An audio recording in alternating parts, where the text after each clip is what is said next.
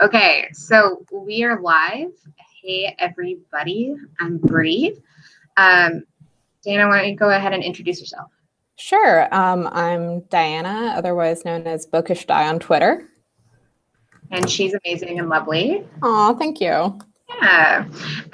We are about to start our very first Stitch and Bitch. For those of you who don't know, a Stitch and Bitch is kind of based off of the idea of like a sewing circle or a knitting circle, which is basically just a lot of old ladies sitting around and talking about how they feel and gossiping, which sounds amazing. Claire's going to join us here in a second. Her internet was down. But we are, by and large, all working on like crocheting and knitting projects right now. When Claire gets here, we're going to talk a little bit about her cool for the year project that she's doing. I think Chelsea from Reading Outlaw is also doing one. I'm going to be doing one next year as well. Are you? Yeah. So excited. I bought a bunch of fabric because I'm doing a quilt version of what they'll be doing. Because I'm better at quilting than I am at knitting. I like to think that I'm okay at all of the things. I'm like passable at most of the things, but I am best at quilting. Yeah, I am okay at knitting. I don't have any of the machinery I would need to even attempt quilting at this point in time. Yeah. Oh, and here is Claire. Hey, Claire! Claire! Nope, because thingy. No, wait. We had her for a brief moment in time. Oh no, Claire's internet is being the ultimate of dicks. I'm a professional. See, because I would imagine the internet at your place is pretty good. Okay, fine. Like, not like my crappy internet from our monopolized utility company. I don't know. I actually don't know how my internet is going to react to stuff like this. Yeah, me either. I don't think we can hear you, Claire. I can kind of hear you, but it's very, very faint. Yeah. Oh, so I need to be loud. Yes. Oh, and now I hear you. Okay. Cool. So this is right level. I'm so sorry. Like, I thought the internet was down, but it turns out it was my computer that decided to not have the setting of like automatically go on the internet. So I'm like restarting the browser and shit, and it's actually just my computer like not logging in. Like, it's weird. I feel that life though. Anyway, I'm sorry. How's everybody? Good. How are you? I'm good. Earlier, my partner went to talk to the neighbors to like get a document signed, and came back half an hour later going like, they have good mulled wine. Oh, I'm very jealous because I didn't get to pet their dogs and I didn't get to sample the mulled wine. Oh, that's the bummer. Yeah, anyway, I have gin. Good for you. Gin is always a plus. It's 11 p.m. where I am, so I'm not having like 5 p.m. gin.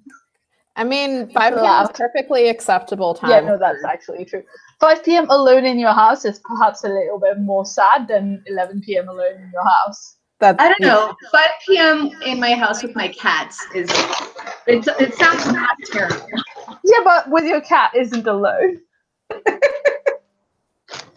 That's like 3 people. That's a crowd. Yeah. So this year, I've seen it floating around on the internet before. One of the kind of cool track your book reading projects is to make a blanket or a scarf with the colors coding the books that you are reading. That is not what I am working on. I am working on a lap blanket as a Christmas present. But Claire is going to be starting doing that fairly soon. Have you chosen? I'm actually making a scarf for my brother for Christmas right now. Ooh, very nice. I'm going to, because I've decided that in order to keep myself from shopping for yarn online, I'm going to get my mom to take me to the yarn store in France, like near where they live, for Christmas. Ooh. Because that's like fancy. pushable in a suitcase, you know. It's not gonna add loads of weight. Anyway, so I'm just making a scarf now. Yeah. It's just, I have no idea what it's going to look like. But I had some leftover yarn from a trip some friends and I took to Iceland like 5 years ago. Turns out in Iceland, if you spend the money to go to Iceland, they have cheap yarn because they have a lot. That doesn't surprise me though. Actually, when I sit and think about it, that makes sense. Yeah. So have you chosen your colors for your scarf, or no, your blanket? I've chosen a pattern, but I haven't picked colors yet. So I want to do a crochet blanket of like, granny squares, but instead of squares, making hexagons. And our friend Anna pointed out that hexagons for like a reading blanket that represents your books sounds better than doing stripes or squares or whatever, because it would look more like the nature of reading, like it would be less kind of linear. Like that was so like meta, that. but now that like she said it, I can't stop thinking about it. It's just really fun. So I like that idea. Yeah. Well, I like anything with hexagons. Well, that is why I chose it initially. I was just like being basic, just like hexagons, yes. It's funny that you say that because I'm working on a hexagon quilt, but it's all the fabrics are bee themed. Yeah, I mean, I think you're allowed when you keep bees to make like a bee related quilt without it being, basic. You can be upgraded to hipster. Yeah. Cool backyard, urban homesteading or something. I don't know. Yeah, something like that. How are your bees? Are they sleeping for the winter? They are sleeping. We're gonna see if they make it. This is my first winter with them in this area. Is it dangerous for them? So the problem is that it's so cold in Minnesota. Mm. Like my parents live 4.5 hours north of me, and the bees there, they just die. Like you have no chance of keeping your bees through winter. Here it's like a 50-50 shot. At least if all the numbers are telling me true. So we'll see. Yeah, because the only other person I've ever known to keep bees was like some cousins of my family's, like just like those cousins that like they're a little bit, you don't exactly know how many degrees removed or whatever, because it's always like a bit complicated, but actually because they lived close by to my grandparents, we saw them all the time, and they kept bees, but they kept bees in the south of France on like a farm, so their bees were fine. Because are you getting like snow and stuff already? Oh, we've had like -6 degree days already. Oh God, no. Yeah, which I'm trying to think of like the appropriate conversion for that for Celsius. Really? Oh yeah, it's not as bad. Really really cold. It's really, really cold. Yeah. I don't know. I mean, I live in London and I think it's cold all the time there, so my like sweet summer child. My favorite like fun fact about where I grew up is that our schools didn't close unless it was -30 before wind chill. Yeah, that We would have been closed for like a month at a time. Yeah, if it was just for snow. Oh no, if it was just for cold, because the snow is not the problem. When it's that cold, it can't snow. Oh yeah, I don't have a conception of that. Oh, that's hilarious. Yeah, I've never lived in a place where it's been that cold, and that was honestly, when I was doing my job search, the reason why I was kind of avoiding most of the Midwest. You are not wrong. If my family didn't still live here, I don't know that I would. Did you not live in Canada?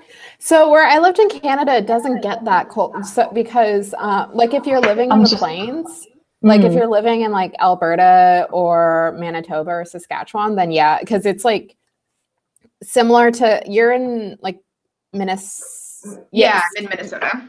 Yeah, so it's like similar to that, but where I was in Nova Scotia, it's a peninsula surrounded by the ocean, so the ocean kind of moderates it a bit, and so like we'll still get snow, and there will still times we'll get hit by the Arctic vortex, but overall it's like not nearly as bad as cold enough where it doesn't even snow. Yeah. That was. Oh, by the way, before we like move on to anything of substance, Di, I wanted to specifically show you the background of my computer. Yes. Can you see you? Oh, that's amazing! I love it. I love it. It's a Grace Jane piece. Oops. Like, I'm now just carrying you around. Also, the cat is here. Hi, Tabby. Hi, Tabby. Hello. I like that she's also in her superhero pose right now with like her, you know. This, I'm sure this is great live streaming content, by the way, me just moving the camera. But she's just sleeping like this right now. It's really cute. Nice. So what's everyone reading right now? Are you reading? The holidays can be a hard time for that. So I am currently reading. I finally got around to starting The Poppy War. Ooh, how are you liking that one's big, isn't it? Yeah, so I'm only in chapter 2, but I'm very interested in it. Yeah. And then I think I might start one of the new Susan Wittig Albert books tonight, just as like a non-electronic book type thing. Yeah. Those are crime? Yeah, so she writes a lot of cozy mystery. So the one that I have right now is, I can't remember the exact title, but it's in the Darling Dahlia series. So it's set in Great Depression, Alabama. Okay. So it's really interesting because like she, like in the author's note, she straight up says like, yeah, the society was super racist. But it's still like really interesting read, and I like all the cast of characters. That's good. Well, I am currently I don't know if you guys have seen yet, but Kay and Chelsea over at I'm blanking now because I'm thinking about Jenny, who does Reading Me and Bookcast, who was their guest. But Kay and Chelsea at Not Now I'm Reading recently did a podcast with Jenny, and those are like 3 of my favorite humans of you know my this online group. Now, I have a lot of favorite humans, okay? I feel bad like mentioning. Anyway, never mind. They are all delightful humans, and they just did a podcast about Captain America that just gave me all the feels, and that includes like 40 fanfic recs. And like I've read half of them, but I now have all of these tabs to AO3 open on my phone. Nice. So I've been rereading a fic that I love and I've read before several times called Slow Work. And that's the one where it's one of those like Steve and Bucky like learn how to deal with the modern day. And it's the one specifically where like the author said that she didn't want to really deal with like how Bucky was going to be mind controlled by SHIELD. Basically, like they get him back, they mind control him, and then he's like having to deal with the modern day, and he's just like so confused. And there's a lot of like, you know, because in the comics, the Winter Soldier and Black Widow had a relationship for a while and whatever. So now it's like, you know, Bucky learning to like be a human, and also he's got like flashbacks to when he used to be like secretly in love with Nat, and then he's like, wait, what do you mean it's okay to like be gay? In like, you know, he just doesn't know how to deal. And they work through stuff, and then they smooch, and it's lovely. And I entirely intend that a large part of my holiday reading is just going to be going through all of those tabs, because you know it's just quality recs there. I have about like 4 books that I'm currently reading also, but you know, you get into a mood for fic, and then this is true, and then you go down the fic wormhole. Yeah. So I started this week. I started Record of a Spaceborne Few, and I'm going through Rosewater. oh yeah, I've started that too. I've started Rosewater, but I'm really bad at just starting stuff. Just starting like 10 things and then not finishing them all. I've been bad about. I'm having a little bit of a hard time following it because I'm listening to it on audio. So I have to be like in the zone to pay attention. Which is not always something I am good at. Yeah, I used to read a lot more on audio than I do now because I used to have a really, a normal commute by London standards, but, insane by anybody else's standards. Yeah. I mean, I don't know. I'm sure people in large cities across the world can relate. But, yeah. In any case, now I only do really audiobooks when I do like chores around the house or when I go for a walk at lunchtime, and it's like maybe like 20-30 minute walk. And between my podcast and my audiobooks, it's actually like a bit, I'm like, I need more audiobook time. Yeah. So I'm really excited about audiobook listening whilst making the book blanket for next year. Oh, that's a good idea. Maybe I'll try that just because like I can do podcasts because for a lot of them, I don't necessarily have to pay a whole lot of attention to. But like for audiobooks, especially if I'm like doing other stuff, my attention starts to drift. And unless I'm doing something like data entry, which is like relatively mindless. Yeah. Yeah. I've only ever noped out of 2 audiobooks because they were 2. That's a lie, 3. Anyway, audiobooks that I've noped out of because they were too complicated to listen on audiobook while doing something else. Nice Fox Gambit, Cameron Hurley, and China Miéville. So everything else is fine. It just needs to be the weirdest thing in the world, and then I'll be fine. Like, Yeah, my job varies between me writing like market copy and doing like much more rote things. And when I can do the rote things, I'll listen to an audiobook. But if I have to switch over, that is the hardest part of my day sometimes, is switching when I'm like in the middle of an audiobook and I have to turn it off. Oh yeah, I mean, I used to have a job that had certain, kind of rote parts. Mm-hmm. And, that was lovely for books and podcasts, but like now it's literally impossible because I edit videos. So like I just have somebody else talking in my ears all the time. So yeah. I'm excited actually because I'm going to France next week. So I've got like 6 or 7 days worth of like video thumbnails to make, and that's going to be like a solid, hour or 2 of work where I can listen to a podcast and do some Photoshop. So that's nice. This like happens twice a year. Oh, did I mess this up? I messed this up. Oh, you're talking about I thought you were talking about the video for a second. I'm like, yeah, me too. My life. I'm just still on the gray. They're really nice, actually. I just wanted to show you my colors. They're just like kind of leftover colors. There's like 2 different greens. And a really dark gray and a teal and a really light gray. Nice. So I'm excited. I've got the tiniest amount of yellow yarn because literally I know there was some Slytherin yarn, and then there was some Hufflepuff yarn, and then there was some teal because I like teal. Did you ever wind up using that yarn that you were untangling all of Worldcon?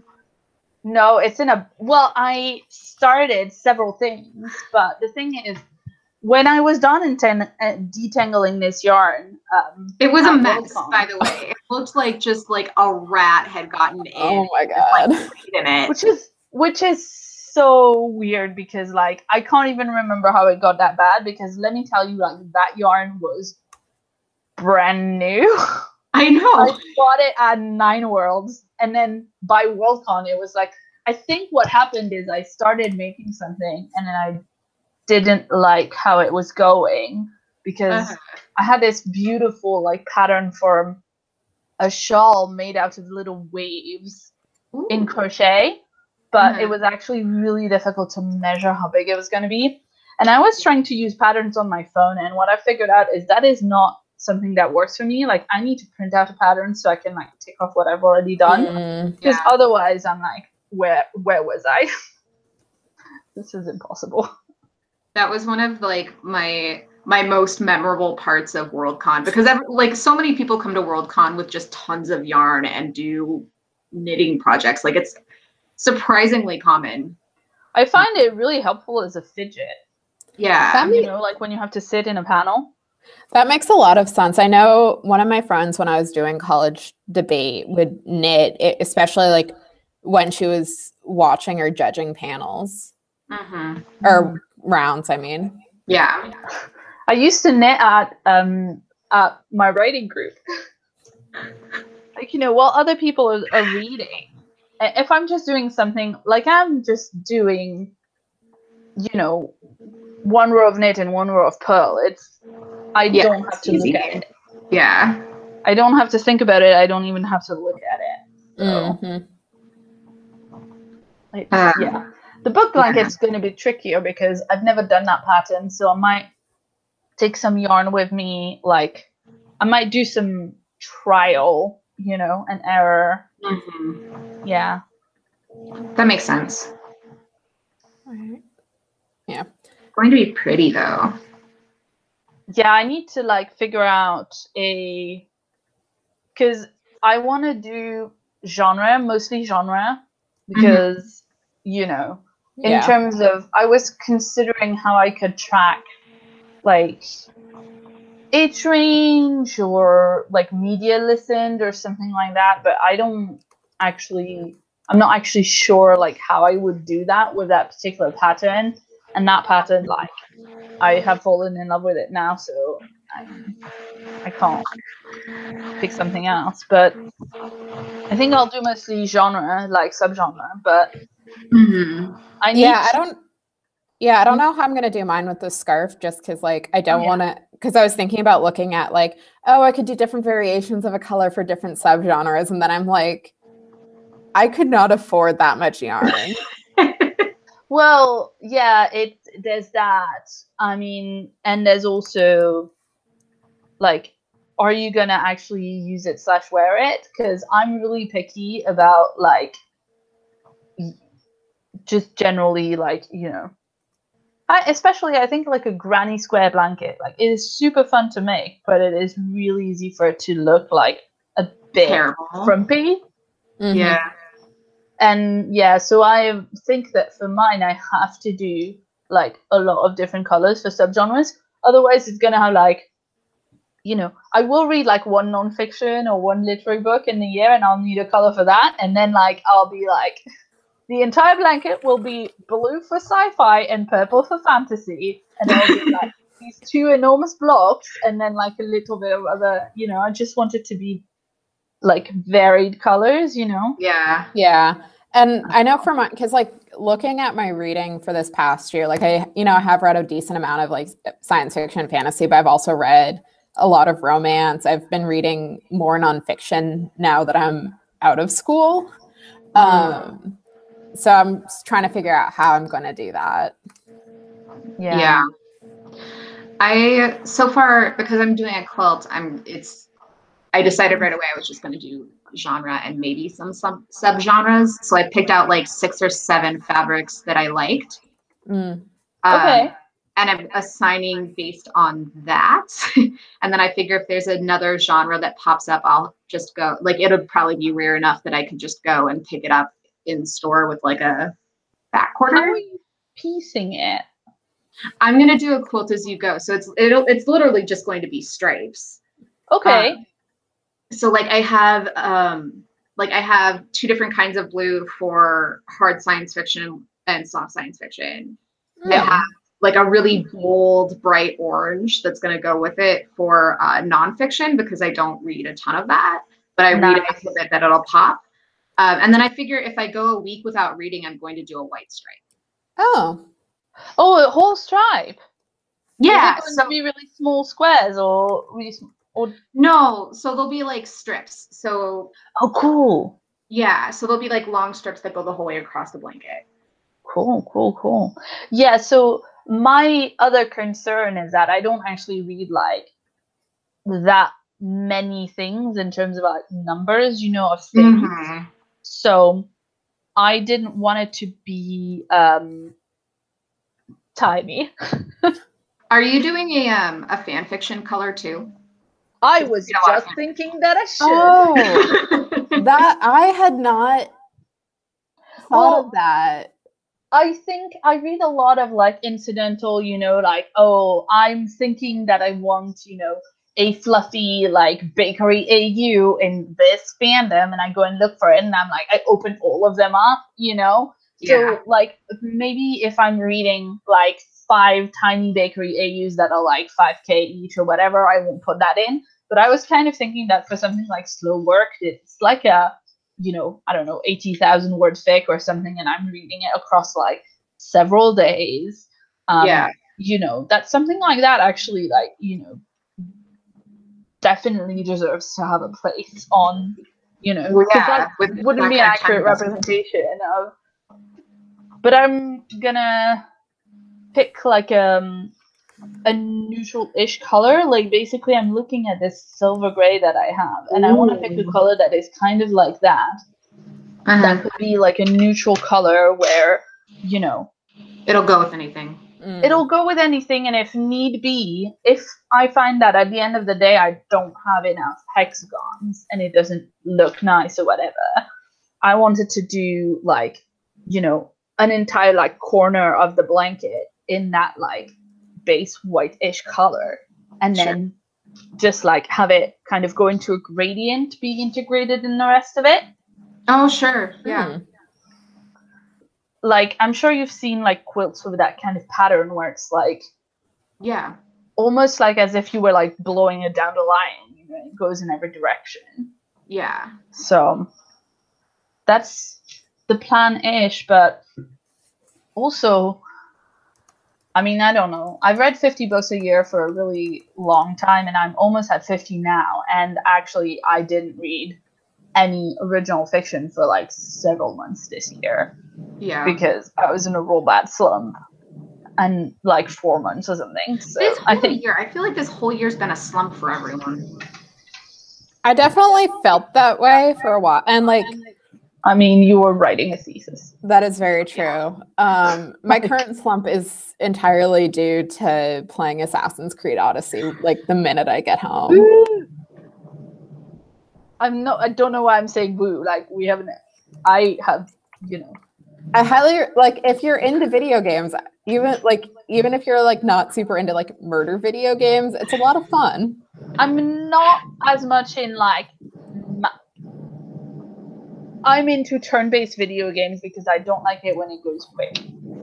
So I was about to say that I'm not into massive video games, but I'm like really into like, I mean, some of the things that I edit on the channel, like the main things that I do, we just finished a Crusader Kings 2 run, and like I'm editing like a Stellaris run right now that John is doing, and I'm like, those are completely my jam, but you can stop.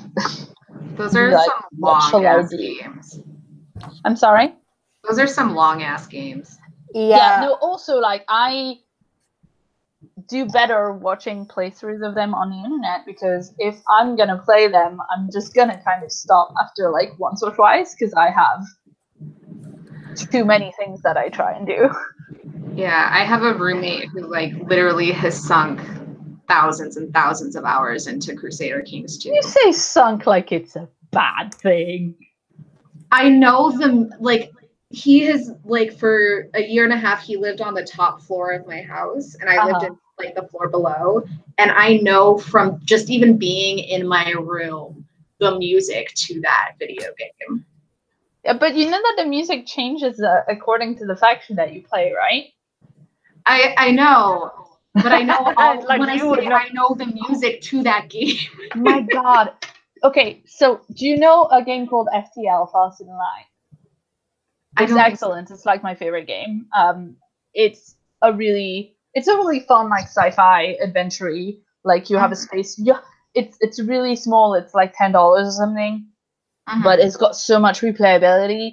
You have a spaceship and you're like visiting various planets and stuff, and there's like environmental disasters, and then you have to like fire on people and shit. It's resource management. It's really fun. Maybe. I'm sorry. Did you tell me about this at Worldcon? Maybe. I mean, I probably told you about. I mean, if we talked about games, I probably talked about this game because it's one of my faves. And also, Mer Lafferty said that it inspired her to write 6 Weeks. So this is how me and Mer like first became friends. Is that I went to one of her meet and greets at LonCon, and we got to talking about how FTL had inspired her Clone Murder Book, which was the code name at the time, and I was writing something that was also inspired by how weird FTL, how weird some of the backstory to FTL is when you get too meta about it. Anyway, it has a beautiful score, right? I've been watching a lot of like baking shows on Netflix, and a friend recommended this show, Sugar Rush, which is like where they have to bake cupcakes and treats and stuff, but they have to like do it super quickly because, they're on like a timer. They're on a timer, and if they finish like with time to spare, then they can have longer to bake the cake at the end. That can win them all the money and stuff. It's a fun concept. They use the music from FTL in that show, and every time I'm like, from FTL! It's the music from FTL! Like, I know they made FTL on a budget, but I find it hilarious that, they made FTL on a budget, and they're making this Netflix show on a budget, and they've just, paid a cheap-ass license for this gorgeous, gorgeous score. And it's so weird. That's funny. Because I'm like, it's stressful. They have to finish making this cake, but when I hear this music, I'm like, the ship is on fire. Open all the airlocks to vent the oxygen. Anyway. Oh my gosh. One of these days I'm going to have to find my way over to the UK and just spend like a week watching you play video games. I mean, please come to my house for a week. That is, yes, do that. We would have look, I don't want you to leave your cats for a week because that sounds sad. But you could meet Tabby though. I could meet Tabby. I mean, and you couldn't meet Soren, but Tabby could smell Soren. Tabby could smell Soren. Tabby doesn't really like guests, though, I have to say. Tabby is a scaredy cat. But you're going to Dublin, right? Yeah. That is. I hope you're going to Dublin because I wrote you a Christmas card going like, oh my god, Dublin! So if you're not, so that's quite mean of me from yesterday. which by the way, anyone who watches this or watches the recording of this should remember that the deadline for voting for the Hugos is coming up. Oh yes. And okay, so sorry, and don't forget that Lady Business has their amazing Hugo nomination spreadsheet. If you can't remember shit that you read at the beginning of the year or even a month ago, because 2018 is a collective fever dream. Yeah, no, that's true. And it's such a complicated system as well. But if you want to vote, if you want to nominate and vote in the Hugos in 2019, which will cover works from 2018, you need to sign up for the Worldcon in Dublin, either attending or supporting before the 31st of December. Now, if you were at Worldcon in San Jose, if you were attending or supporting, I believe you can nominate if you just were a member of San Jose. But if you want to be able to vote, you need to be a member of Dublin. I think. Is there a different deadline for like signing up so you can vote, or is it nominate and vote is the deadline? December 31st? I thought it was nominate and vote this year, but that might have been wording in a tweet that I saw that was just bad wording. I don't know, because there's been some salty arguments about whether or not that is enough time. It's not enough time. It's not enough time. People are not ready to think about the Hugos in December. It is too early. It's not enough time. Way too early. But But as an aside, you should do that, especially if you're a little flush with Christmas cash. Now is the time to spare it. Yes, because if you sign up for a supporting membership for Dublin, let me just pull it up and see like how much it's a super like if you are say in the US and you can't travel to Dublin, which like completely makes sense, quite expensive. A supporting membership is actually like not that expensive, and you get the Hugo Voter packet if you're a Hugo Voter, and that's a lot of fiction for the Hugo not that much money. Yeah, the Hugo Voter packet includes a lot of the like PDFs of a lot of the novels that'll be up, a lot of the short fiction. Yeah, supporting membership is €40. So I mean, that's like that's probably closer to about $50.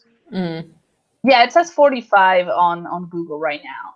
So Yeah. €40, it says $45, and I don't even want to Google how many Great British pounds because the pound has been crashing. Oh, Brexit. We don't really have. I mean, we do have a government. Kind of. It's fine. It's not like the US has a lot of room to talk right now. That's fair. Yeah.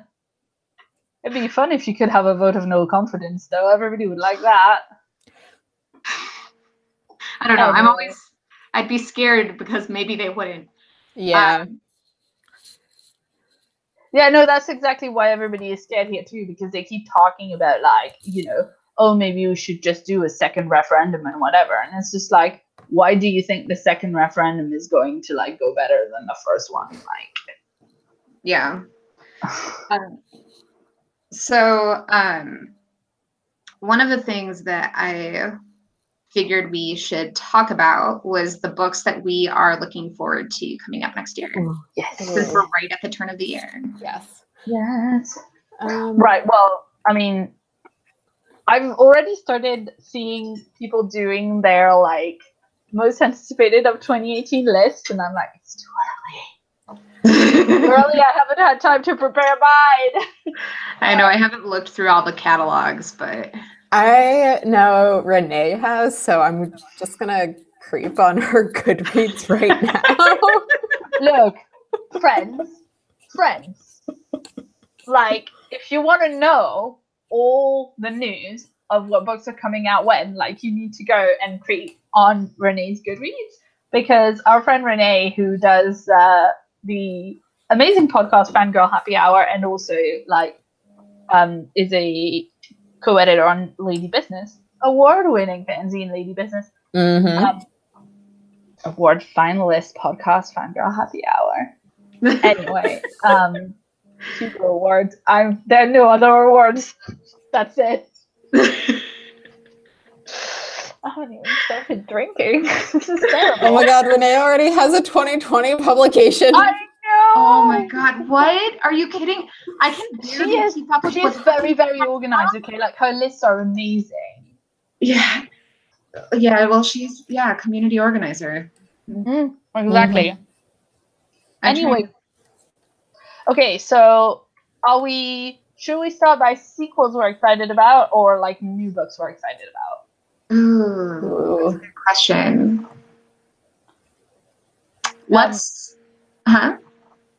Nothing. Oh, I was gonna say let's start with sequels. Okay. So, Storm of Locusts. Okay. Which is the second book in Rebecca Roanhorse's Sixth World, is it called? Like her Saga Press books that had the Trail of Lightning. That started with Trail of Lightning. Anyway, Trail of Lightning was amazing. I'm really excited for the follow-up. Yeah. Oh, go ahead. No, you go ahead. I was gonna say I'll make a Goodreads list of these. Sweet. Yeah, so I'm looking forward to The True Queen by Zen Cho because I really love Sorcerer to the Crown, and so I'm really excited to get another book in that universe. Yes. Nice. I think is Fonda Lee's next book coming out next year? I thought I'd seen that. Yeah. I don't know if it has a title yet. It's The Jade War. The Jade War. Nice. And that's one that I'm looking forward to because I really enjoyed I really enjoyed Jade City. For me, it hits all of the same kind of notes that like Luna New Moon from Ian McDonald hits, and I love Luna.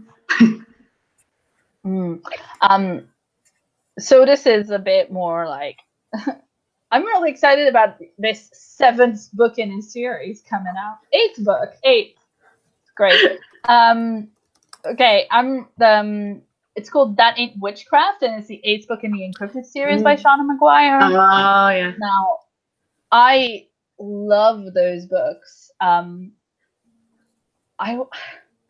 think a friend of mine actually recommended them when we got out of the first like Newt Scamander movies, you know, like Fantastic Beasts and Where to Find Them, and I was just like, so many of these things did not make sense. Grumble, grumble, grumble, and she was like, but okay, but like cryptozoology and magic, shonen, and I was like, this is gonna make way more sense. I'm gonna love it.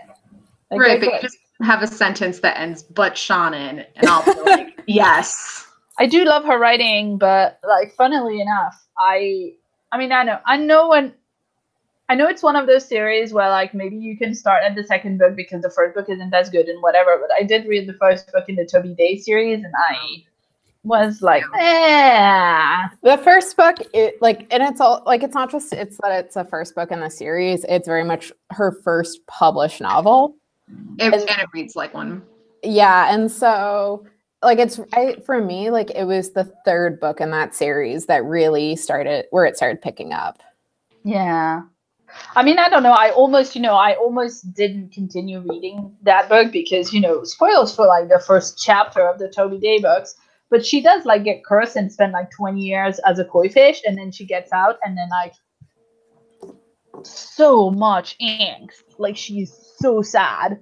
And I was just like, this might be too depressing. It's true. If Shannon's good at anything, it's about being depressing. Just like and then have a Buffy moment. Oh man, so I still remember my first time reading Feed, and I'm not going to spoil the end, but I was so glad that I wasn't like riding public transit because it broke me for a good couple of minutes. Friend, I was listening to the audiobook. Was doing like, one of my things that I was doing at that job is like, we had like pages and pages of like election statements from candidates that were like, that came to us in a Word document and had to go on an HTML page. And if you've ever tried to like copy and paste from Word into an HTML like format thing, it's terrible. You will know it is terrible, and it is well worth the time to like go in and manually put all the HTML tags, because otherwise it will be a nightmare. So that's what I was doing, and I was listening to that, and the thing happened, and like, yeah, you can kind of tell that it's starting to happen, and I was like, no. This was my first shonen book, so I was like, she wouldn't do that. Little did I know, an author wouldn't do that. Anyway, I got up and went to the bathroom, and I was very glad that I didn't, because I wept.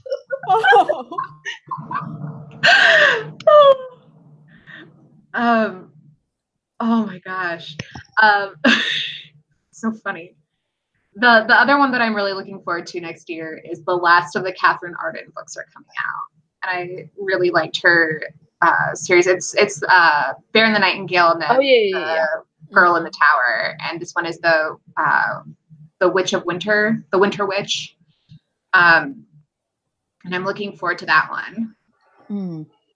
I don't know if that's technically coming out in January. I'd have to double check the dates because it might be coming out at the very tail end of December. Though why you would release a book at the very tail end of December is beyond me.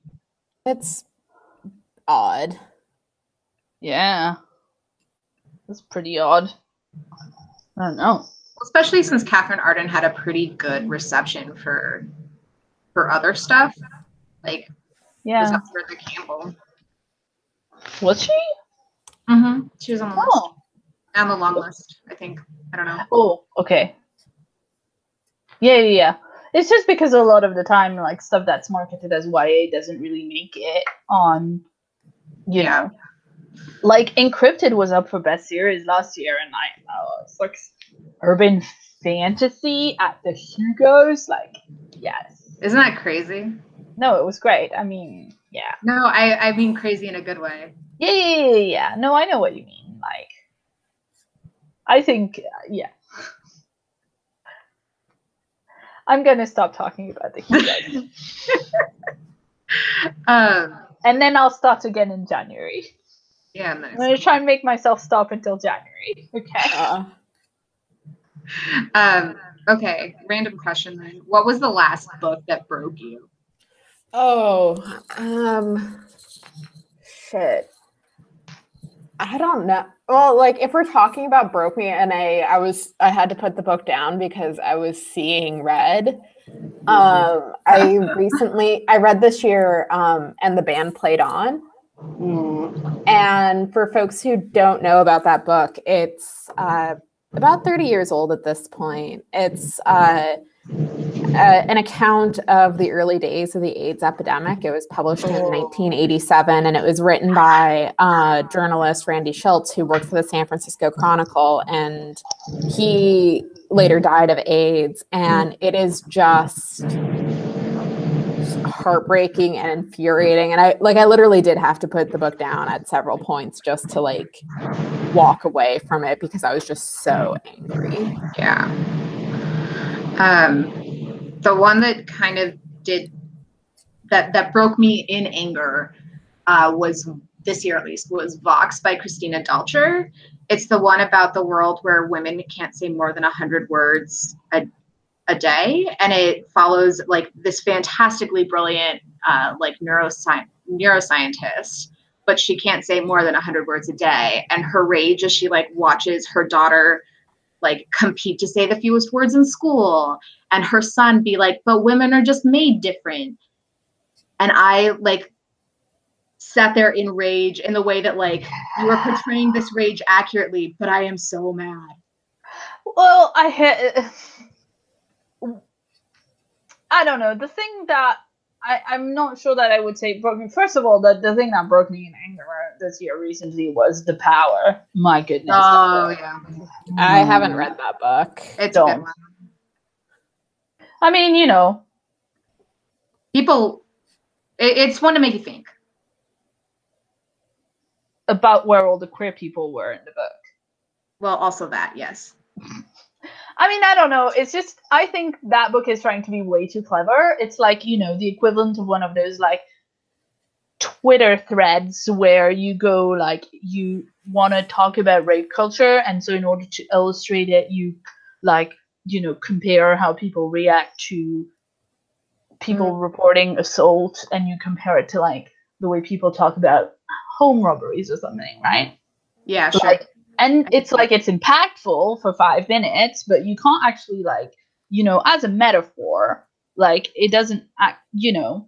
Anyway, that book is like, it's trying to be so clever, but actually the meta narrative work that it's doing is shit. It's super shit and sexist. Sure. And also, it's so gender essentialist. And That's like, true. it's also a British book by a British writer, if I'm not mistaken. I think that's correct. And like, you know, feminism in the UK right now, like, there is such a huge, you know, like, there is so much transphobia in, like, that is really open in, like, so-called radical feminism in the UK. That's kind of like, you know, let's anyway. Let's hang out with all the turfy ladies. Yeah, exactly. It, like, to me, to write a book that's like, to me, to have this book and to like market it and put it out as like this triumph of feminism, but like it doesn't have any trans folk or non-binary folk in it, and it's all about like some biological power of women that is, you know, very specifically like an organ that grows in it, right? And to vaguely address that some women don't have the power and some men have the power, and it's weird, but to not go further than that. In the current climate of feminism that we are in, like, it seems to me very difficult to read it in any way other than turfy, or you just think you're good at feminism but you haven't done research. That's fair. I think that's a fair criticism. Anyway, I'm trying to think of the last book that like made me cry though. oh, that was the Calculating Stars. Oh yeah. Haven't read that one yet. But It like, got talk me about right in the reading something that's like, look at how much shit we're gonna have to deal with, and also people of color. Ah. And Mary Robinette Kowal's description of anxiety in Oh, that yeah. was so like it was so true to my own experiences that I couldn't put the book down when I was reading it because I was like, oh my God. It's like someone gets it. Yeah. Yeah. Yeah. That was a good one. Like that was just really, it's one of the things, like, I remember reading her first book, Shades of Milk and Honey, which is like a fairly straight up parody of Jane Austen, or Jane Austen pastiche, I should say, rather than parody. And like, it was fine. Yeah. You know, I like that genre, so I was like, yeah, I'll be along for the ride. But it was fine. Like, it was alright. But she has grown into like an incredibly masterful writer. Like, the amount of shit she packs into her books now, like, just the sheer amount of stuff, and you don't feel like you've missed anything. Like, the scale of that book, calculated. I'm reading The Fated Sky now, but like the scale of the first one was very impressive. Yeah. I'll be interested to hear your thoughts on the second. You're done. Well, I got really mad at some point, not because of anything the book did wrong, but because of like just in the first book, they kind of like, she lays the groundwork for a thing that's like pretty obvious, like the mystery of what's going on with Parker's wife. Like, I think from the first book you can guess what's going on as the reader. Like, you're like, all the clues are there, and you're like, oh, I know what's going on. And then in the second book, she like drops what's actually happening, and it's like what you were thinking, but like 10 times worse, like 50 times worse. And you're like, oh shit. And also, this is a very unpleasant character, and you're learning this thing, and it's like, oh, it's not reconceptualizing the character at all. He's still a complete arsehole. But like, a lot. It's context. Yeah, but one of the things that I found really interesting about those books and the characterization of Elma is that she gets a lot of things wrong. And that, to me, is what makes her feel like a real person. Like, she's, you know, I mean, this is a Jewish character in the, 40s and 50s and whatever. So it is entirely not something that can be compared to, like, middle-class white girl experience in, like, the 2000s. However, she gets a lot of things wrong that are the kind of like white lady things that you get wrong, And so it's what she feels like a really real character to me, because she makes all those mistakes and then she has to get past them. But yeah. Anyway, it was a very effective moment, and I was like, oh my god, I can't. I did the thing where, I do this in fic all the time, but when an original fiction book makes me do this, that's the mark of a great book for me. It's like when I have to put it down and go like around my room. Because fic makes me do that on a very regular basis because there's too many feelings. But original fiction is afraid of having too many feelings a lot of the time. Yeah. Because girl cooties on feelings, obviously. Especially in science fiction. Oh my god, we're so scared. Oh my god. Have you read the new John Scalzi book? So I've only read 2 John Scalzi books ever, and unfortunately one of them was Red Shirts. Yeah, well, I read Red Shirts and I'm not even a Trekkie, so like it was so weird. I was like, what is going on in this book? I gave it to my dad to read after I was done because he's a bigger Trekkie than I am. Wow. That's impressive.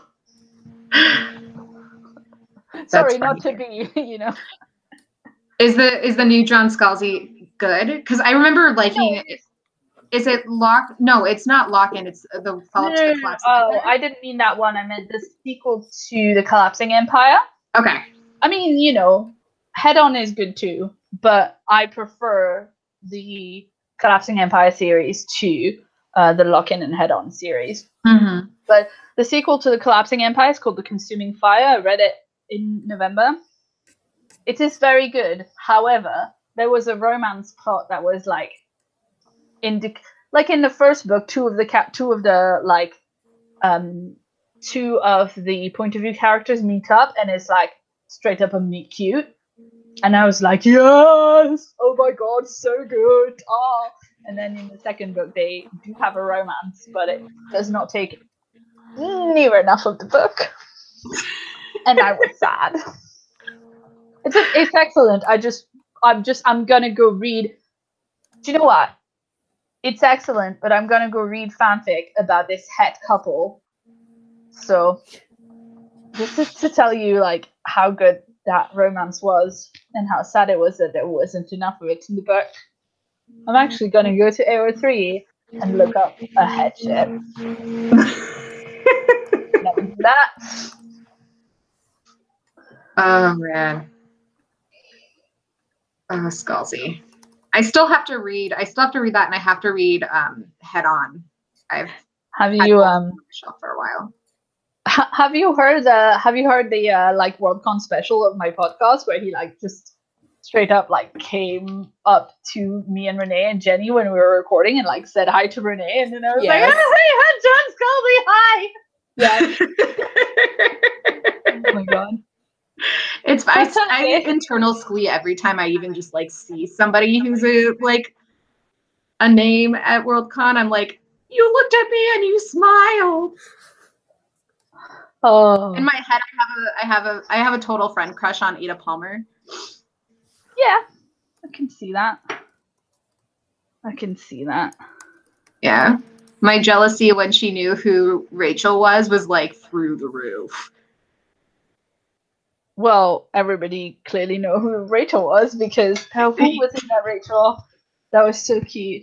Well, I don't know because I wasn't there, but it was so super cute cute when y'all were telling me about it. It was super cute. Yeah. Anyway. Non-sequel books we're excited about next year? Yeah. Ooh. So yeah.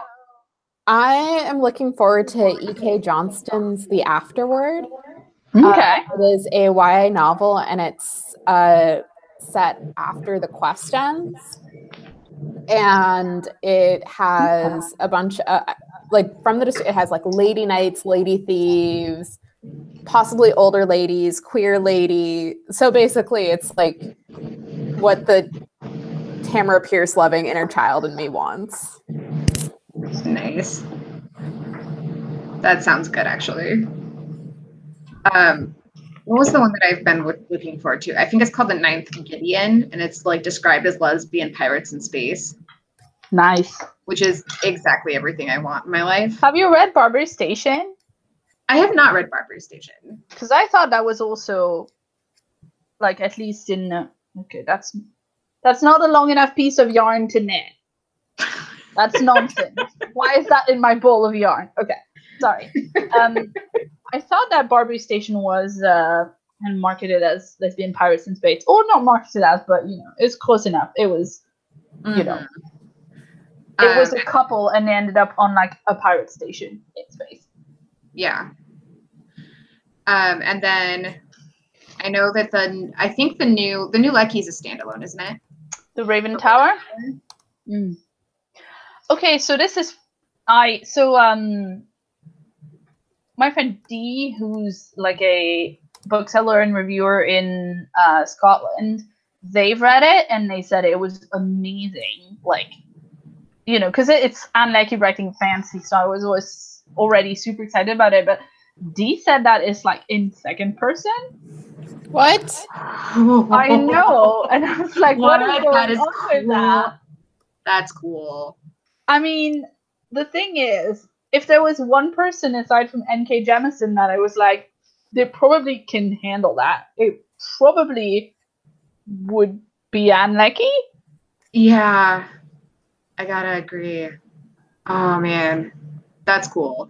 So that's I love the thing currently, seeing. but I'm excited because Dee's excited and they've got excellent taste. So That's good stuff. I'm trying to think because Orbit just sent their catalog out for the US for like all of the stuff that's coming out in the next until March. Oh, Mm. nice. Sometimes y'all get stuff for Orbit that we don't get in the UK. Yeah. You guys will get stuff too that, or like things will get published differently there because. Yeah. It's weird. But 6 Weeks never got released in the UK. What? Really? Yeah. I have a copy because Mer sent me one. But 6 Weeks never got a UK release, which is, nonsense. That's really weird. Hugo finalist. That's and it's about weird. Clone murders and how did that not get did it not get optioned for Netflix or something as well? I'm pretty sure that they've talked about it. Right, and it's just not out in the UK. Did you guys see that the Refrigerator Monologues by Kat Valente Netflix series? I'm so into that life. I love that. So, did you guys see that? It was literally on Slack yesterday. I know. Sorry. Whatever. Behind the scenes for everybody, we're all in Slack together. For what it's worth, there's a lot that goes on that Slack, and I'm not always amazing at keeping up to date on all of the things. Yeah, you need to come in the Slack more. Yeah, I've been working on it. Notice over the last couple of weeks. I did. It was great. The Slack comes at you fast. Yeah, it hit hard, and I was a little overwhelmed there for a while. Yeah, but you know what? Actually, I found that the Slack, though it is fast-paced, it is a lot slower-paced than 1,000 people I follow on Twitter. This is true. And I've definitely, I've just gone on Twitter so much less when I can just hang out with you guys. It's so much I feel so less Twitter anxious. Yeah, I mean, I go on Twitter quite a bit, but I also am into different fairly active Slack channels. So, yeah. What was I was just gonna look something up because I had thought about it. I think I was gonna look up the Orbit catalog. The Refrigerator Monologues. Yes, I'm super excited to have that be a thing. I haven't read it yet. It is one that I have not read actually, but I'm still super excited for. Oh no, totally, absolutely. And the other one is that there didn't Broken Earth and Binti, did Binti get optioned? Yeah, it did. That's gonna be crazy cool. Well, and also HBO is working on the Who Fears Death show, right? Which is its own thing. Yeah, I remember when people were publishing news of it, going George R. R. Martin is working on a thing. It's I'm still a little the thing. The mainstream coverage of that. Ugh, gross. Anyway, yeah. In any case, now on the other things. Okay, A People's Future of the United States. So, I mean, part of the reason I'm super excited about it is an anthology of what could the future of the US look like, but kind of hopeful stories and stories of resistance. So I'm excited about that because that's the kind of SF stories that I want to see rather than all doom and gloom and stuff. But also literally I'm just being a tiny pedantic nerd remembering studying a people's history of the United States at university, and it makes me happy that it references that. So there you go. Yeah, and this is the stupidest reason to like a book ever, but whatever. It's not. I get a joke. Ooh. Cap. I got that reference. Hi, Steve. Yes. Yeah, no, you're right. That is steep. Yes. Oh, my Goodreads is so behind. I just got an e-arc for a book called Judy Dreams Terror 2. You know what sequel I forgot to mention? Mhm. The 2 new Alicia Cole books. Ooh. Yes. And I'm completely blanking on the titles, but we're getting 2 new Alicia Cole books. I've got a couple of those. I've got a couple of hers. I've never read anything of hers, but I've got a couple of bookmarks on my script to like listen to over the holidays. Princess in Theory and A Duke by Default are so delightful. Those are the 2. Didn't they confirm also that Becky Chambers is going to write another couple books coming out next year? Ooh. Isn't she doing a thing with like with Yoon-Ha Lee and River Solomons and somebody else? I think so. Wait. Carry on, I shall Google it. Speaking of Yoon-Ha Lee, I'm looking forward to his book, The Dragon Pearl, from the Rick Riordan Presents line. Oh, I have such mixed feelings. Okay. Mostly because I have such mixed feelings about anything that's got Rick Riordan and S.L. Huang attached. Huh? The 4th person is S.L. Huang. Oh, okay. Like Becky Chambers, Yoon-Ha Lee, River Solomon, and S.L. Huang. Like, what a lineup. What a lineup. So excited. And it's going to be like a cereal thing, like on Cereal Box. As well. So like, I like that. Do you know what? What? Sorry, I'm just keep remembering books, and I'm like, I didn't bookmark that. Why didn't I bookmark that?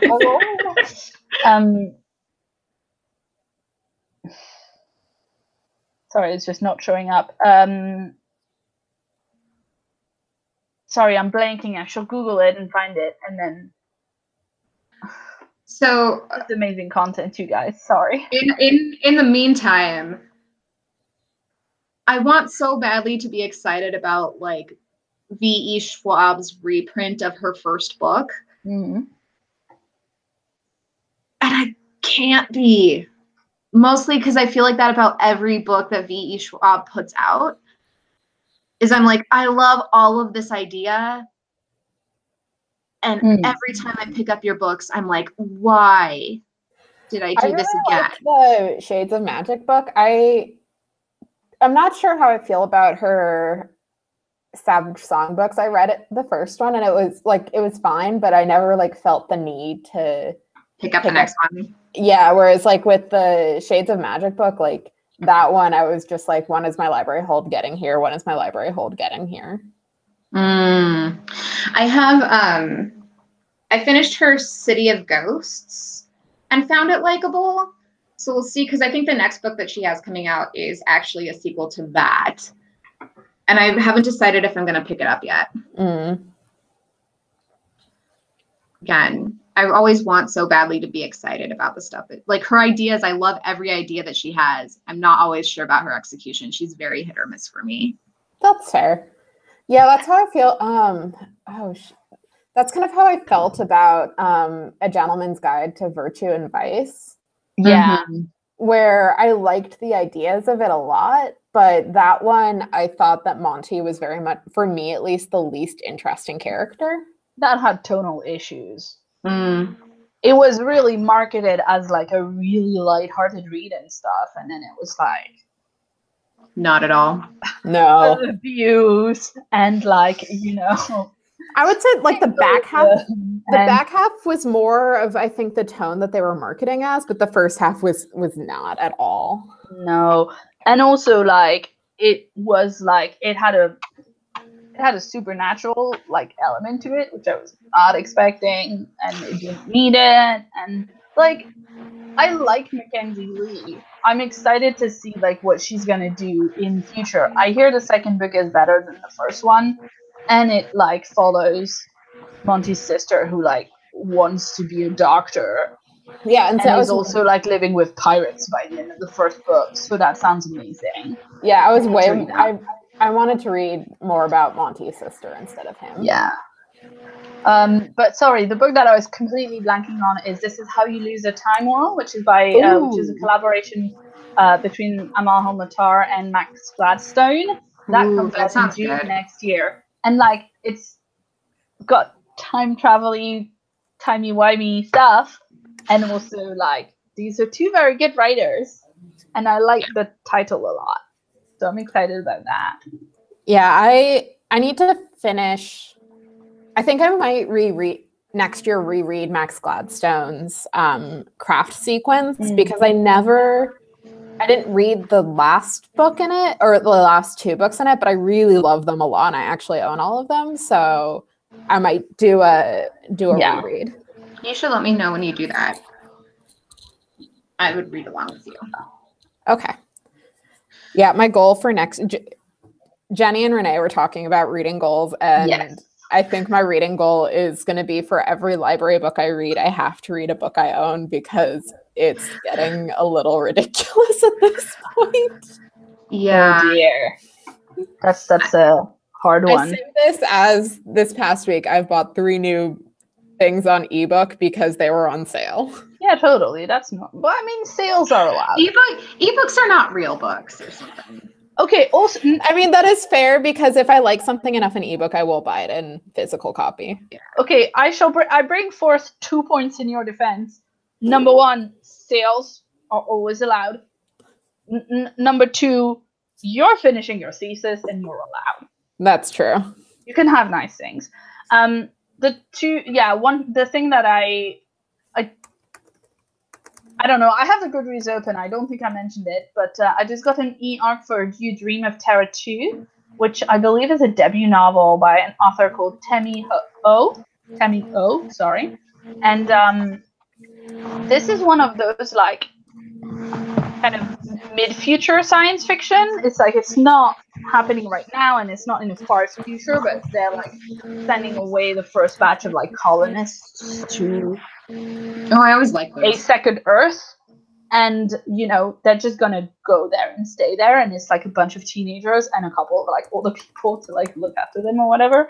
And it just seems like such a good premise. One of the things that I have noticed this year, because I've shamelessly stolen Rachel's concept of like going back through her most anticipated of the year list and seeing if she's read the stuff and liked it. And actually I found that I forgot half of what was on my most anticipated of 2018 list, and I only read the stuff by authors I already knew. So I'm gonna have to do a goal next year of reading like new to me authors, because I think my reading is quite samey, or was quite samey this year. And I think, I could do with actually reading stuff I'm excited about from new people. Yeah. I would really like to be reading more stuff by new people, and at the same time, I'm trying to reduce my actual physical TBR, because right now I have like the 3 shelf unit that you can get like at Target or whatever. Mm-hmm. I have 2 of those filled with TBR books, and that does not include all of the TBR books I have like squirreled away under my bed and on my side table and like near the couch. Yeah, I have one of those as my official TBR shelf, like a 3 shelf that you can get at any shitty store. I have one. And I don't know if Target is actually shitty. I'm just talking about where I got mine in the UK. Target, Target bookshelves do not survive moves. No, they don't. Oh, then you're talking about the exact same type of bookshelves, which is what I think. Anyway, I mean, technically the shelf behind me is like not a TBR shelf, but it's got a lot of TBR books in it. Anyway, so I have to like up my game at asking for debut novel books. Yeah. Because I don't feel like I can justify spending the money on books when I have probably a good 100, 150 books to read. Like I could read my TBR for like a year. Yeah, I could read all books that I own for like 2 years. And that's not even touching like my more random in general, these are books I want to read because I found them on Goodreads.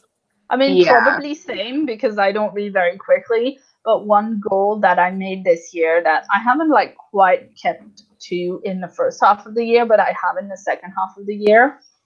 And by that I mean like September onwards. When I started reading again after Worldcon, is I wanted to try and read like 50-50 between like novel length thing and shorter things. Because I always, I guess it's an offshoot of having like a Goodreads numbered goal, you know. Yeah. But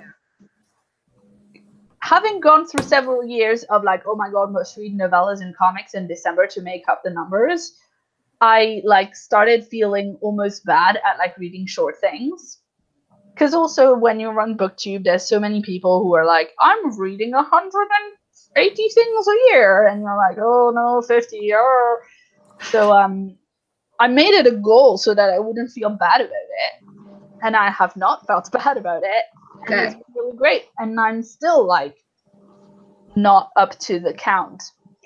I still read more. I still have more novels than short things read because I really like novels, but I want to carry that next year and do that again because like short things are great. And there's loads of great short things, and I, you know, need to branch out of like. I feel like if I only read like a couple novellas in a year, I'm then in danger. I know I'm gonna just like read a couple of them for like Tor. That sounds good. Yeah. But like actually plenty of people not Tor are publishing, well, not plenty, but several publishers who are not Tor are also putting out novellas that are great. And I do want to like read novellas from other places as well. So I need to make sure to buy the Book Smugglers novellas before they close up shop. Yeah. I want to talk about that as well. Yeah, for those of you who haven't seen the news, Book Smugglers is closing up their publishing operations. That's so sad. They were doing It is such super good sad. work. I mean, it is so. It must be so hard to not only try and run a small press, but try and do that whilst also like being a two-person company where both people have a full-time job. I don't know how they ever managed it, but yeah. And a lot of caffeine and like no sleep ever. Yeah. Anna, go to bed. She says, I'm like, it's half midnight in London. Like, it's that. I can absolutely not talk on that point. Yeah. Oh, I mean, here it's still 6:30, so what am I talking about? Yeah. Are there any fandom things to look forward to? Star Wars Episode 9. Oh man. Oh, I'm so excited. I'm so excited to see my kids again. Yeah. Oh. I just want them all to hug and to have adventures and for them all to line up and punch Kylo Ren in the face. I mean, same, but with the Endgame trailer. I also want all the Avengers to punch Kylo Ren in the face, by the way. I think that would be great. Oh, I'm so looking forward to it. But I'm also people fist on Kylo Ren's face, but whatever. Yeah. I am also one of the like few people I think who like actually went and saw Solo and also really kind of liked Solo.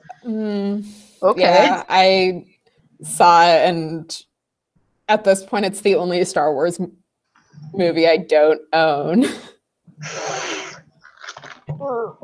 Which is saying something, because you own the prequels then.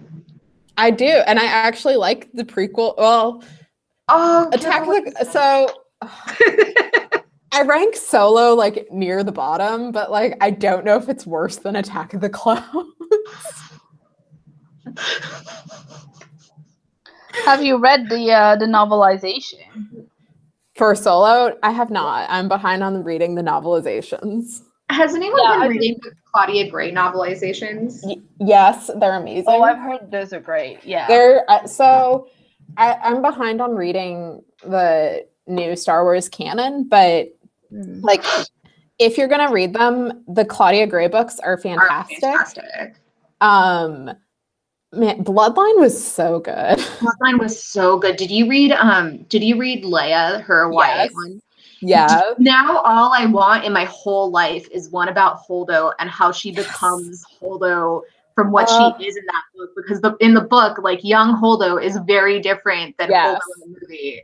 Who, by the way, no, I would love a Holdo novel. I also want a sequel to Lost Stars because I need to know that Thane and Sienna are okay. Sorry, I lost a stitch, so that's why I'm, also I've never read a Star Wars novel, so. It's okay. Claudia Gray is the way to start if you're going to do it.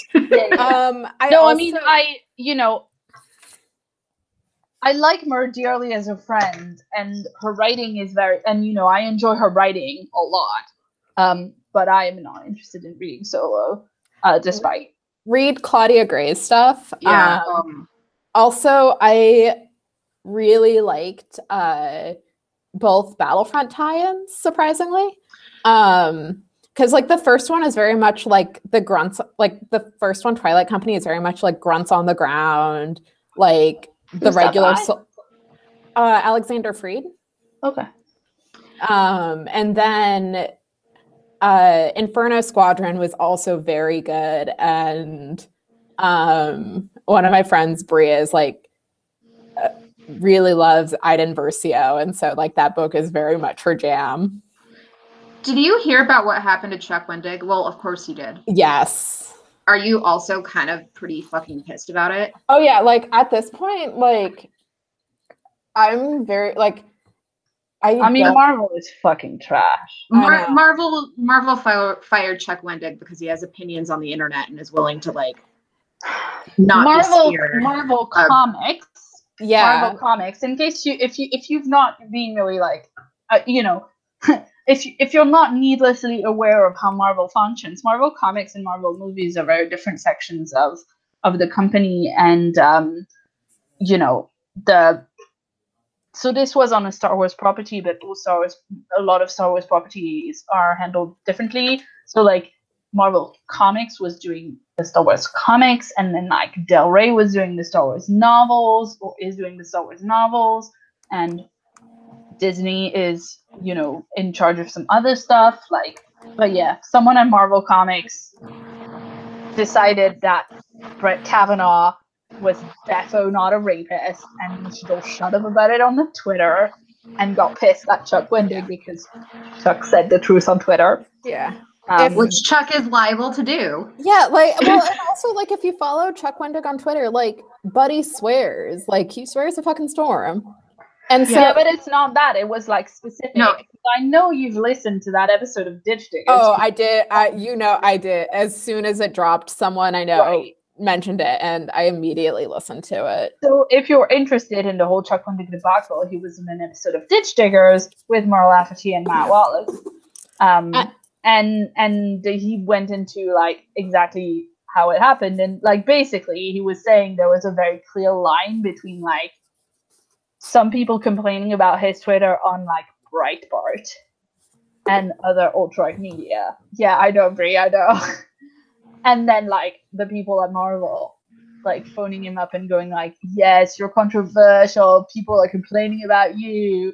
And it's like, Bigot's been complaining about him since he started writing for Star Wars. Like, this is not new. Yeah, no, that is not even remotely new, which is the part that kind of also makes me mad. Or the swearing, like both or of the those swearing. Like, none of this is fucking new shit. Like, yeah. It wasn't because he was swearing as well. It was because he was being negative and attracting negativity. And it's like, I'm sorry, have you seen the internet? Like, have you seen Twitter? Have you seen, like, you know, politics in general, but like notably, you know, US politics? Like, look, I'm not gonna throw shade because the UK is being the UK, show. but like, he didn't brew the negativity in his shit. Like, yeah. Well, So, and it's also For yeah, the most part, handled the entire situation pretty fucking gracefully, all things considered. yeah. but Marvel on the other, like, and this was right after they fired Chelsea Kane. Oh, Yeah. they also asked him to keep quiet as well. Oh yeah, which was like, Swear that was never gonna happen. Well, yeah, just like you very clearly don't seem to recognize anything about this man who has been writing for you for years now. God damn. Ugh. I mean, As like, you know, in general, life advice, if you fire somebody, don't like ask them to do you a favor in the next breath. Like, generally they won't be well inclined because you just fired them. yeah, and I will say that this was very much a Marvel Comics decision. It wasn't a larger Lucasfilm decision. Chuck has said at various points that Noah, like, he's talked to folks at Del Rey and Lucasfilm, and that what happened with Marvel in no way came from them. Yeah. Yeah, and like Marvel Comics are, like we've known for years that they are very, very like specific and insular and separate from like say Marvel Cinematic Universe and like the people in charge of that. And they've made decisions that are baffling when you consider they've made decisions that are like when you consider a large portion of the fan base coming from the MCU and all of that, like when you consider that, you're like, look at something like Secret Empire and making Steve a secret Nazi, and you're like, but what have you all smoked? Like, do you? And I mean, in general, comics is just so insular and so like unwilling to change any of its like. Well, and the fact that they hired C.B. Cebulski, who went like essentially like not he did do Yellowface. Oh yeah. To like write comics as Akira Yoshida. And he's like, it has never, like, to my knowledge, been addressed. Oh, that's bad. Yeah, because that, I don't know if it was common knowledge beforehand, but like when he was named editor-in-chief of Marvel, like that was when people started really talking about it. This. On a brighter Marvel note, I'm gonna go see Into the Spider-Verse. I'm so excited for that. The Daily Dot put out something today that was like, this is the best Spider-Man movie ever. And I was like, all right. Like I'm literally going to an 8:00 showing tonight. So like I finish this and then I go and see Into the Spider-Verse. So nice. So nice. Yeah, I need to see whenever it's showing here. I will tell you all of my thoughts later this evening, I promise. I'm gonna go to bed after this, but sure. Well, I will leave you a long message about all of please don't leave me spoilers because I want to see it. But okay. I will do my best. I mean, I didn't think you would, but just as a, I'm a horrible spoiler troll. Didn't you know that about me? I generally, it is my opinion that if knowing a spoiler ruins the piece of media, you've been doing the writing wrong. Because the surprise alone of a thing happening should not be the only thing that carries meaning or emotional impact. Yeah. Yeah, I think there are times where like I'll try and go and like sometimes I'll spoil myself on purpose, but things like Star Wars I tend to not like I try not to spoil myself. I was so glad that I saw Star Wars before everybody got all up in arms about the 30-second silence, because going and seeing it not knowing. Wait, which silence? Oh, in The Last Jedi? In The Last Jedi. I liked that. I loved it. But going and seeing it without having been spoiled. I'm so confused. When Holdo's getting ready to fly through the ship. And all of the sound drops and it's like 10 seconds of actual silence. Oh wow, I didn't remember that. Yeah. I mean, I remember the moment from the film. It was cool, but I didn't realize. But people going in not expecting it. Like they started having to put up flyers outside of like movie theaters here that were like, just so you know, it's not that the audio is broken. Like there is just a silent. What? Yeah. Like, is 10 seconds even enough for your brain to be like, something's broken, and to start like moving around and going like, something must be broken in the theater, and like ruin it? Well, you have to think like it's also in the middle of like an action scene in a movie, and all of a sudden But there's it's also, silence. isn't it focused on her face as well when they're doing? I thought when they're doing I just thought if it's like on a big, it literally did not register for me. I can't remember when the silence was because I didn't notice it because it seemed seamless. But so I don't know. I probably shouldn't comment on it, but it's fine. That whole movie made me fall in love with Rian Johnson. It's like one of those things where the Gav at the Daily Dot whenever Batman v Superman came out. What was it, Batman v Superman, where like Henry Cavill had the fake mustache at some point? Yes. And like Gab was like, it is so noticeable, you can't see anything else on screen and stuff. And then like DC fanboys, well, you know, fan people were just like, no, that's not true. You can't see it at all. I never even noticed it. Blah blah blah blah blah. It's like you probably did. I mean, some of you probably didn't. But like, also, it's not your job to notice shit. But yeah, I was just kind of like, oh my goodness. Yeah. But yes, spoilers. If something's going to actually actively ruin something for you, I'm sorry, but yes, you're right. The writing is probably bad. Yeah. I mean, I don't know. I got spoiled for one of the weddings in Game of Thrones. Game of Thrones. Oh, that wedding? Well, the first one of the two weddings, yeah. Because by the second wedding, I was expecting something to go like shit at the wedding, but I got spoiled for it because I was, you know, like reading character backstories on Wikipedia like an ass. Like I was just looking for detail, and I went to one of the characters like Wikipedia's, and then it had one line that referenced it obliquely, but I was like, oh, people could die. So by the time it came up, I was like, oh yeah, that's unsurprising. Very unsurprising. But that's one where like literally the front page of the newspaper the next day in the UK was like a picture of someone being murdered, and then it said like everybody died. It's like, all right, Metro. The thing about spoilers the thing about spoilers that gets me is when people are like, why would you spoil that? And it's like a franchise or like a piece of media that's been out for like 15 years. I'm like, what are you talking about? Like, you know, if we're discussing a thing, even like 10 seconds in The Last Jedi or whatever, even like trying to be coy about what happens in Game of Thrones, like, it is not the same thing as driving by and shouting that Snape kills Dumbledore. Yeah.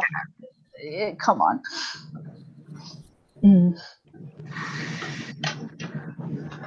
Also, I have a hard time believing that anybody who's been that disassociated from a franchise for that long is like actually terribly invested in the spoilers. Like, I'll give you an exception if you like just didn't know what existed. But if like you're waiting for Harry Potter until 2018 to read it. Oh, but you know, some people do, and that's fine. And if someone is telling me that, then I'll try not to give spoilers. But like, unless someone is telling me, hi, I'm doing a podcast where I'm reading Harry Potter for the first time, and my reactions are recorded comedically. You know, by the way, y'all should listen to The Boy Who Hasn't Lived because it's delightful. You know.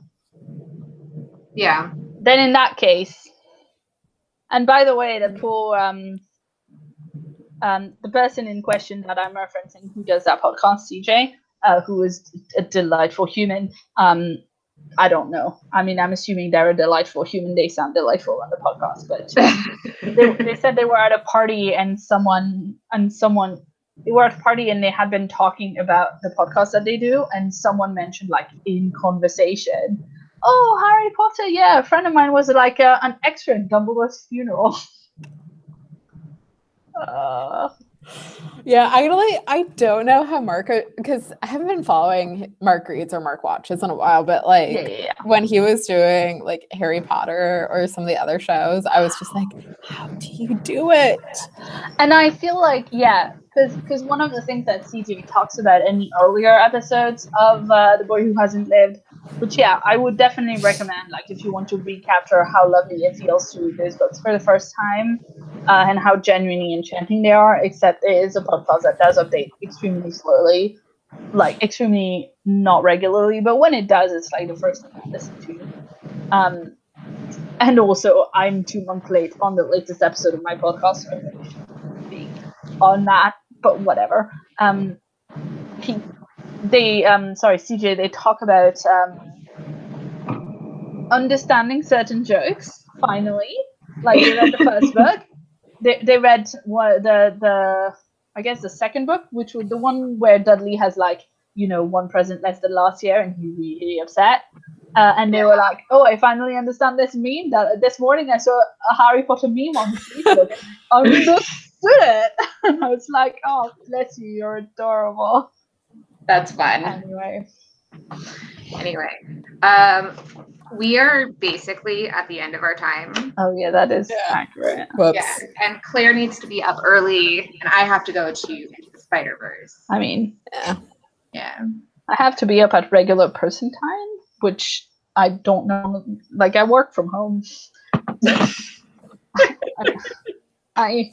It's so easy to get up late and then work from like noon to 9 p.m. Whoops. Sorry, not sorry. I mean, I like lions, and I'm bad at going to bed, but I have to get up at like 9 tomorrow. So yeah, I know. It just sounds like such a dick thing to say. Like, oh no, I have to get up at 9. Oh, it's like, but yeah. Okay. Well, right. I will let you guys go. Well, I did a little bit. I did like 3 rows. I did like yay much. I was not knitting, but I was doing the work that I needed, most of the work that I needed to do. So yeah, I mean that's pretty impressive. You were doing some actual work and also chatting. I could not do that. That is impressive. That is very So everyone, there's like 3 people. And one of them is me. Because I can't be in a live stream and then not have like the live stream page open. But people watching and still watching, we want to do some more live streams like this that are like chatting and also knitting and all just like hanging out and chatting over the course of the next year. When we are doing our book Blankets and Scarves and that. And we are just currently in the scheming phase, so we don't have a lot of details. But we are scheming with, us and then a few other people who are also doing book blankets about some live streams. Yep, and giving it a structure instead of us just babbling. Though we like babbling. Yeah, and there will be plenty of. I mean, we could maybe take I don't know if anyone's been listening to the Hysteria podcast, but maybe like Literary Hills We'll Die On, where it's just like random, like non-important thing that like we're just very adamant about. I dig it. Okay, should we sign up? I'm trying to think of a literary hell. Sorry, now I'm like a literary hell. It doesn't have to be literary. I was just thinking about that because we're talking about books, but like it could be like other things. Like mine is Dragon Age 2 is a good game, or stuff like that. Voyager is my favorite Star Trek, and that's exactly. I would join you on that hill. Thank you. No one ever joins me on it. And it's My very pettiest hill is entirely non-literary, but my pettiest hill is that the NATO spelling alphabet, you know, like Alpha, Bravo, Charlie, Delta, you know, the spelling alphabet, you spell shit, is not called the International Phonetics Alphabet. That's different. It's got way more shit in it because it includes every single sound that every single language makes. I had to learn it at school. I was real bad at it, but I remember loads of it. You don't get to like call the 26-letter code. That's really easy to remember that. Also, please use zebra and not Zulu in it. Ooh. That's my thing. That's my hill. Fair. That's my hill. Okay. But also, like, I really truly now, like, this is very pedantic, but I hate when people, like, try to tell me how something is pronounced by, like, writing it out in funny ways. Because, like, I know not everybody knows the phonetic alphabet, but, like, the phonetic alphabet, if you write something out in phonetics, like, there's only one way to read that. And you may or may not know it, but, you know, if you go to the dictionary, the little squiggles in brackets, like, that's a very clear pronunciation thing. And, you know, when people try to spell things out to tell me how it should be read, like, that's not helpful, or I don't know what it means. Also, hello to your person, Bray. Yeah. You want to say hi? Hello. Hi. That's Zach. He's my ride. Cool. Yeah. Well, look, Okay. not going to keep you from Miles Morales. Yeah. No. Well, you couldn't keep me away from Miles Morales with like a fleet of horses. No, I know. But also, Horses I'm in a a good fleet. lady, bro, and I'm not going to try. Okay. I will see you guys later. All right. Bye. Have a good night, everyone.